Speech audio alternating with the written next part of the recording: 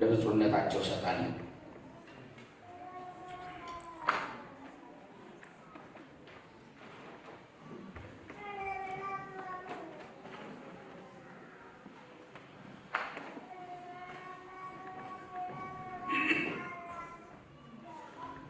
በእግዚአብሔር ቁጭ በሉ።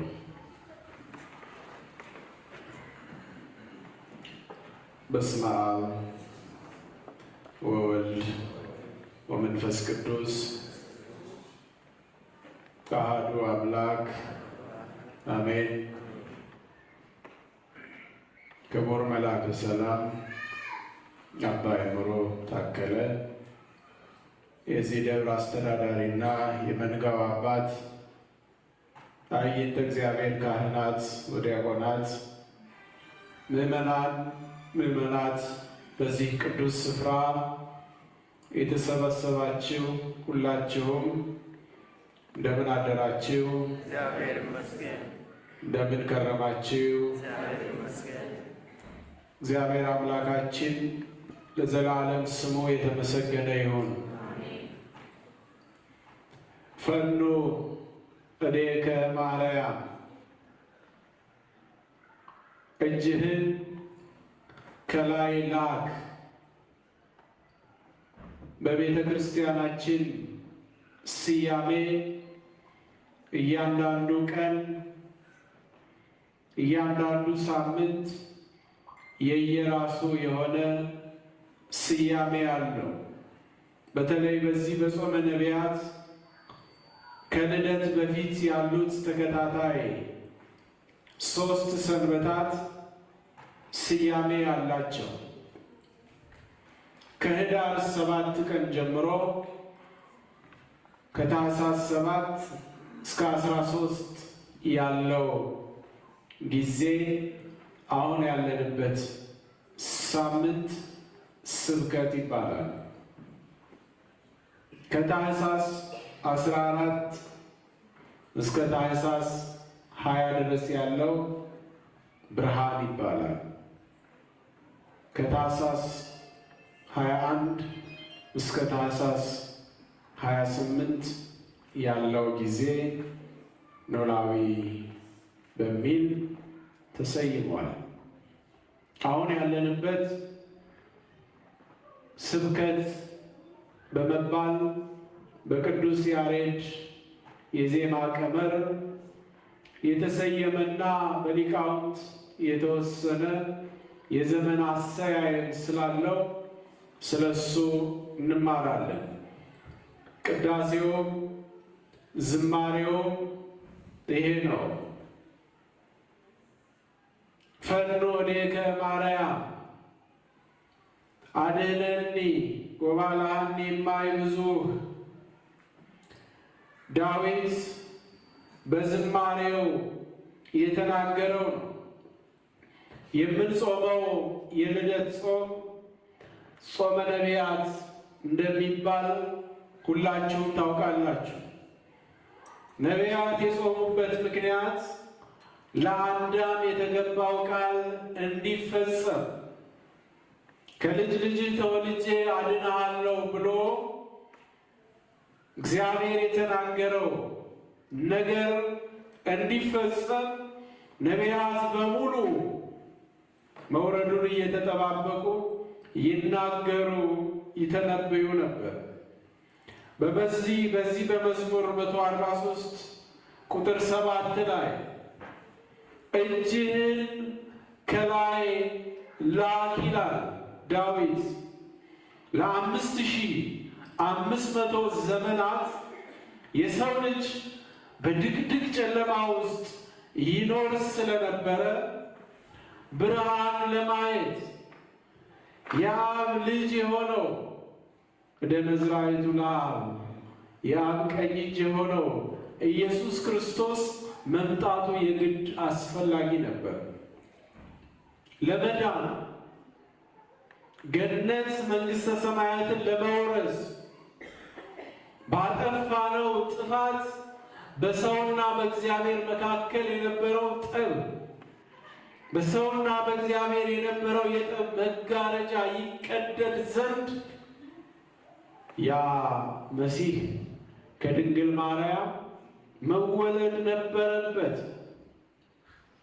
ውረድ ተወለድ እያሉ ነው ሲጠይቁ የነበረው። ፈኖ ሌከ እጅህን ላክ፣ አንስ ኃይለከ ኃይልህን አንሳ፣ ወና አድኅነነ ና አድነን ውረድ እያሉ ይጣሩ ነበር ነቢያት። በብሉይ ኪዳን የነበሩ በዚያ በጨለማው ዘመን በአሮጌው ዘመን የነበሩ ነቢያት ይጣሩ ይጮሁ ነበር። ዳዊትም ይህንን ነው ያለው፣ እጅህን ላክ። ኢየሱስ ክርስቶስ በምድር ላይ የማዳን ስራውን ሲሰራ በእናቱ በቅድስት ድንግል ማርያም በእመቤታችን ማኅፀን ውስጥ ሆኖ ከተወለደም በኋላ በምድር ላይ ያለ ከላይ ከሦስትነቱ አልተለየም ነበር።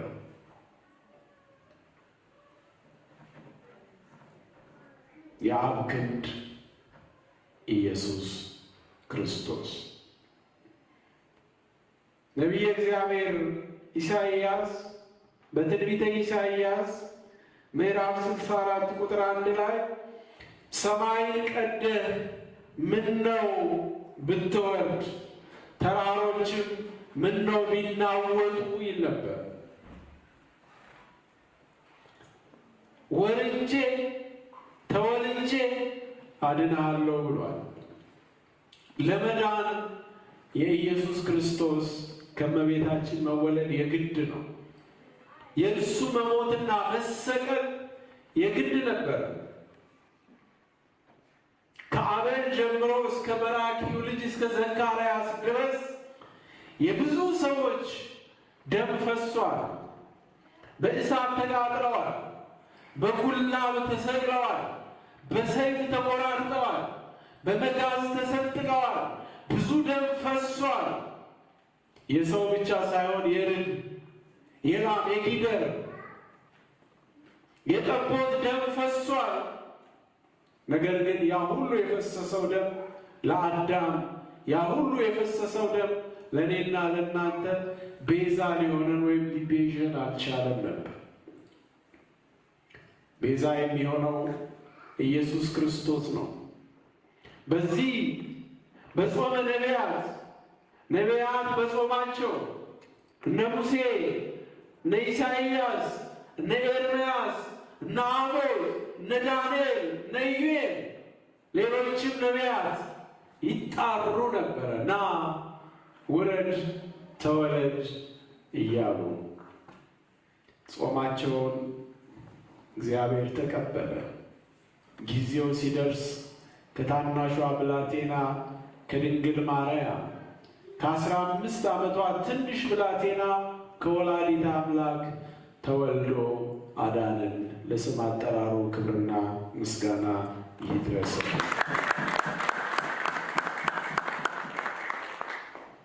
ለዚህ ነው ቅዱስ ያሬድም ወልዶ መድኅነ ንሰብክ እምቅድመ ዓለም ሀሎ፣ ከዓለም በፊት የነበረውን ወልድን እንሰብካለን። በዚህ በዘመነ ስብከት ስለ እርሱ ነው የሚሰበከው፣ ስለ እርሱ ነው የሚነገረው፣ ስለዚሁ ነው የሚተረከው። በዮሐንስ ወንጌል ምዕራፍ 1 ከቁጥር 46 ላይ ያለው ወንጌል ነው ዛሬ የተነበበው። ሁላችሁም እንደሰማችሁት ሁለት እጅግ የሚዋደዱ ጓደኛሞች ናቸው። ሁለቱም የተገኙት ከዛ ከጥብርያዶስ ወንዝ አጠገብ ከፊልጶስና ከጴጥሮስና ከእንድርያስ ሀገር ከቤተ ሳይዳ የተገኙ ጓደኛሞች ናቸው። ፊልጶስና ናትናኤል ይባላል። ፊልጶስ ክርስቶስን አስቀድሞ አገኘው። አገኘው። አየው። የቃሉን ትምህርት ሰማ፣ የእጁን ተአምራትም አየ። አይቶ ብቻ አላበቃም። ወደ ጓደኛው ነው የሮጠው፣ ወደ ናትናኤል። ነቢያት ስለ እርሱ የተናገሩትን ይወርዳል ይወለዳል ብለው ትንቢት የተነበዩለትን ኢየሱስ ክርስቶስን አገኘሁት አለው። ቅድም ሲነበብ ሰምታችኋል። አገኘሁት። የተነገረለትን የተተነበየለትን መሲሁን ምን አልነው አለ? እየሰማችሁ ነው? እንደምን አደራችሁ? መሲሁን አገኘነው አለ። የት ነው ያለ ያ መሲህ? ብዙ ሰዎች የክርስቶስ ደቀ መዛሙርት ነን ይላሉ። ብዙ ሰዎች በስሙ አጋንንት እናወጣለን ይላሉ። ብዙ ሰዎች እጃችንን የጫንበት መንፈስ ቅዱስን ይሞላል ይላሉ። ብዙ ሰዎች ስሙን ይጠራሉ። በኢየሱስ ክርስቶስ ስም አንድ ቀን ከድህነት ወደ ባለጠግነት እናሸጋግራችኋለን ይላሉ። ብዙዎች ይናገሩ ነበር። ክርስቶስ ከመወለዱ በፊት ክርስቶስ ከተወለደ በኋላ በስሙ የተነሱ ብዙዎች ነበሩ። ሐሰተኞች ነቢያት ይላቸዋል። ስለ ክርስቶስ የተናገሩት እነዚህ ግን እውነተኞቹ ነቢያት ናቸው። ስለ መገረፉ፣ አጥንቶቹ ስለ መቆጠራቸው፣ በድንግልና ስለ መወለዱ እነ ሕዝቅኤል ትንቢት ተናገሩ። ትንቢታቸው ሰራ። ነቢያት ስለ እርሱ የተናገሩለትን መሲህ አገኘው አለው። ና ውሰድህ ብሎ ይዞት መጣ። ናትናኤል ገና ብቅ ሲል ክርስቶስ አምላካችን ኢየሱስ አየው። በእውነት ተንኮል የሌለበት የእግዚአብሔር ሰው ነው። እንዴት ደስ የሚል ቃል! ምን አይነት በጎ ሰው ቢሆን ነው ናትናኤል! በልቡ ክፋት የሌለበት ንጹሕ ሰው አለው ኢየሱስ ክርስቶስ። ልብን የሚያይ ሕሊናን የሚመረምር ውስጣዊ እኛነታችንን የሚያየው አምላካችን ኢየሱስ ክርስቶስ ስለሚመጣው ሰው ተናገረ። ውስጣችን ቢመረመር ምንድን ነው ያለው? እግዚአብሔር ልጆች ምንድን ነው የምናስበው? ውሸተኞች እኮ ነን። ውሸተኞች በብዙ ነገር ውስጣችን እኮ ተወለጋግደዋል። በተለያየ መልኩ፣ በተለይ በዚህ ዘመን ፖለቲካው ያመጣብን ዘረኝነት፣ የእምነት መጓደል፣ የእርስ በርስ ፍቅርን ማጣት፣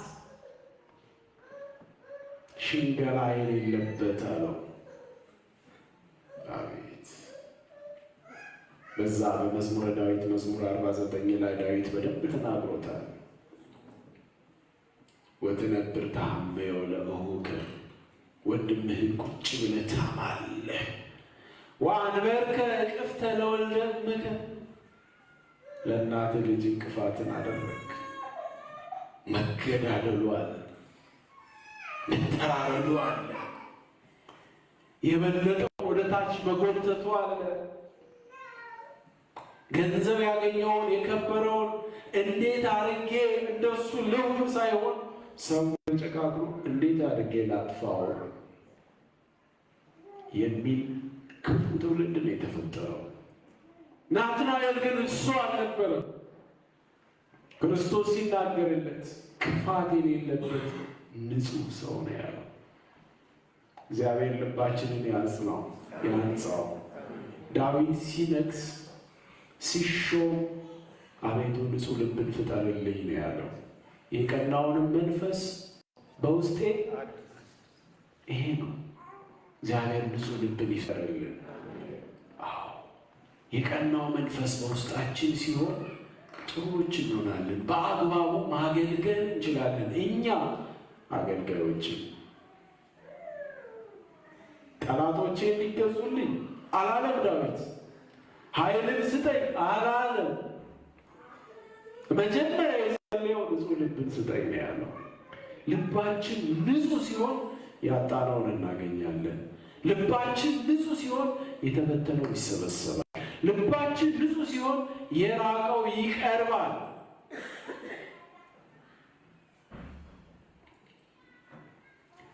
እንዲህ ብሎ ሲመሰክርለት ከወዴት ታውቀኛለህ አለው ናትናኤል። ጌታ ሆይ ስለ እኔ ይህን ተናገርክ፣ ወዴት ታውቀኛለህ አለው። ናትናኤል ፊልጶስ ሳይጠራህ ከበለስ በታች ያለህ ነው የማውቅህ አለው። ከበለስ በታች አይቶታል። ከበለስ በታች ሆኖ ሊቃውንቱ በብዙ ይተረጉሙታል። ያየበት ቦታ አይቶታል። ናትናኤል ታይቷል። ኢየሱስ ክርስቶስ ግን ሌላውን ነገር ትቶ የልቡናውን ቅንነት ነገረው። ሰው አይደለም የመሰከረለት፣ አምላክ ሰውን የፈጠረው ጌታ ራሱ ናትናኤልን ከምድር አፈር ያበጀው ፈጣሪው ስለ እሱ መልካምነት መሰከረለት። ክርስቲያኖች ሲመሰከርልን እኮ ደስ ይለናል። ገሌ እኮ እንዲህ ነው ሲባል አቤት ደስ ሲለን፣ አቤት አንተ እኮ የተማርክ ነህ አቤት ደስ ሲለን። እንኳን ስለኛ ስለለበስነው ልብስ እንዴት ያምራል ይሄ ጃኬት ሲባል የእሱ ስለሆነ ደስ ይለዋል።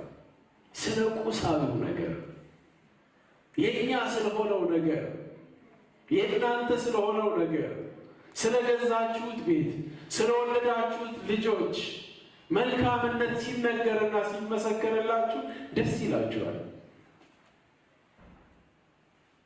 ደስ አለው በአምላኩ ፊት ሞገስ ሲያገኝ። ናትናኤል እስከ መጨረሻው ነው የተከተለው፣ ደቀ መዝሙሩ ነው የሆነው።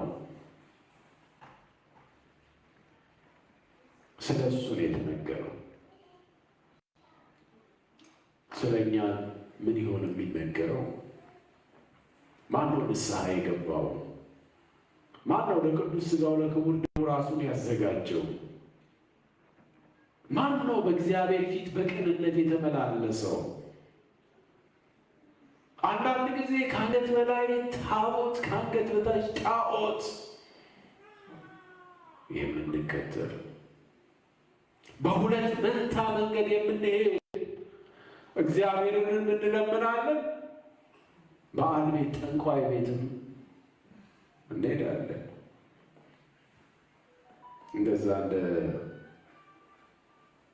ዶሮ አርቢው ሰውዬ ለእግዚአብሔርም እንገዛለን፣ የእግዚአብሔር ተቃራኒ ለሆነውም ደግሞ ለብዔልዜቡል እናጎነብሳለን። ኢሉሚናቲን የሚከተሉ ሰዎች እኮ ደቡብ አፍሪካ ላይ እጅግ በዝተዋል። ብዙ ኢትዮጵያውያን አሉ። ገንዘብ ይሰጠናል ብለው እግዚአብሔርን ክደው ለዲያብሎስ፣ ለሰይጣን፣ ለወደቀው፣ ለተዋረደው፣ ወደ እንጦሮጦስ ወደ ጥልቁ ለወረደው፣ ለማይሰጠው፣ ለማያደርገው ለክፉ መንፈስ የሚገዙ ራሳቸውን ያረከሱ ያገኙትን ልጅነት ያጡ በቀራንዮ ተራራ ላይ ቅዱስ ሥጋውን ክቡር ደሙን ሰጥቶ ቤዛ የሆነላቸውን ጌታ ክደው ወደ ሲኦል የነዳቸውን አዳምንና ሔዋንን የበለሷን ፍሬ አብልቶ ወደ ሲኦል ወደ ጥልቁ የጣላቸውን የሰይጣንን መንፈስ የሚከተሉ ብዙ ሰዎች እኮ አሉ። ብዙ ሰዎች ሰይጣንን እንደ ግል አዳኝ አድርጌ ተቀብያለሁ ብለው የሰይጣን መልእክተኞች የሆኑ ብዙ ሰዎች በዘመናችን እያየን ነው። በአውሮፓ በአሜሪካ በይፋ መንግስት ፈቃድ ሰጥቷቸው ቤተ ሰይጣን የሰይጣን ማምለኪያ ቤት ከፍተው ዲያብሎስን የሚያመልኩ ብዙ ሰዎች እኮ አሉ። ግማሾቹ ደግሞ እግዚአብሔርን ነው የምናመልከው ብለው ሰይጣንን የሚያመልኩ ሰዎች አሉ። እግዚአብሔርንም ያመልካሉ። ጠዋት ጠዋት ቅዳሴ፣ ከሰዓት ጠባሴ የሚባል ቦታ አለ እኔ ማውቀው። ወደዚህ ወደ ሰሜን ሸዋ አንድ ጠንቋይ አለ። ጠዋት ሥላሴ ያስቀድሳል። ከሰዓት ደግሞ ጠባሴ ጠንቋዩ ቤት ይሄዳሉ። እንዴት አድርጎ እግዚአብሔር ይስማ? ጠንቋዩ ያድንህ፣ ጠንቋዩ ይስጥህ ነው የሚለው እግዚአብሔር። እኔ አምላክህ እግዚአብሔር ቀናተኛ ነኝና ከኔ በቀር ሌሎች አማልክት አይኑሩህ። ከእግዚአብሔር ውጭ ምንም አይነት ደባል፣ ምንም አይነት ባዕድ የሚመለክ ነገር እግዚአብሔር አይፈልግም። ፈኑ ወዴከ ማርያም ብለው ነቢያት ሲለምኑት ከላይ ከአርያም ከላይ ከሰማይ አንድያ ልጁን ልኮ እስከ ሞት ድረስ ታምኖ ዋጋ ከፍሎ በደሙ የገዛ አምላክ ነው ያለን። ወዴት እንሄዳለን? ምንስ ጥቅም እናገኛለን? እንኳን ጥቅም ለማይገኝበት ለማይረባው ረብ ለሌለው ነገር ይቅርና ጥቅም እንኳን የሚያስገኝ ቢሆን እንዴት እግዚአብሔርን የሚያህል ጌታ፣ እንዴት ገነትን የሚያህል ቦታ እንተዋለን? ስንት ዓመት ነው የምንኖረው? ወጥተን ለመግባታችን እኮ ምንም ማረጋገጫ የለንም። በተለይ በዚህ ሀገር ላይ ብቅ ብሎ ድፍት አደረግ በሕይወት ዘመኑ ለብሶት የማያውቀውን ሱፍ አልብሰው አሽሞንሙነው ኩለው አሳምረው በቆንጆ ሳጥን አድርገው ለእናቱ ሬሳዋን ይልኩላታል። ይሄ እኮ ነው የምናየው በየቀኑ። ለየትኛው ጊዜ ነው? ምን ለምናገኝበት ነገር ነው ከእግዚአብሔር ርቀን ወደ ሌላ ቦታ የምንሄደው? እግዚአብሔር ልብን ይስጠን። እግዚአብሔር መንፈሳውያን ያድርገን። የእግዚአብሔር ሰላም ከሁላችን ጋር ይሁን። እግዚአብሔር ይባርካችሁ። ቅድም እንደተነገረው ረጅም ጊዜ ቆይቼ ነው የመጣሁት ከኢትዮጵያ ከመጣሁ 1 ወር አልፎኛል። አልተገናኘንም። እዚህ አልመጣሁም። ምክንያቱም የማገለግለው ሥላሴና መድኃኔዓለም ቤተ ክርስቲያን ብቻ ሳይሆን በርካታ አብያተ ክርስቲያናት አሉ። መድኃኔዓለምም 1 ቀን 2 ቀን የተገኘሁት። ሁሉንም ቅዳሜና እሑድ በየሎኬሽኑ በየክፍለ ሀገሩ ለአገልግሎት እየዞርን ያለነው እንጂ እዚህ ቁጭ ብዬ መምጣት ሳልፈልግ ቀርቼ የቆየው እንዳይመስላችሁ።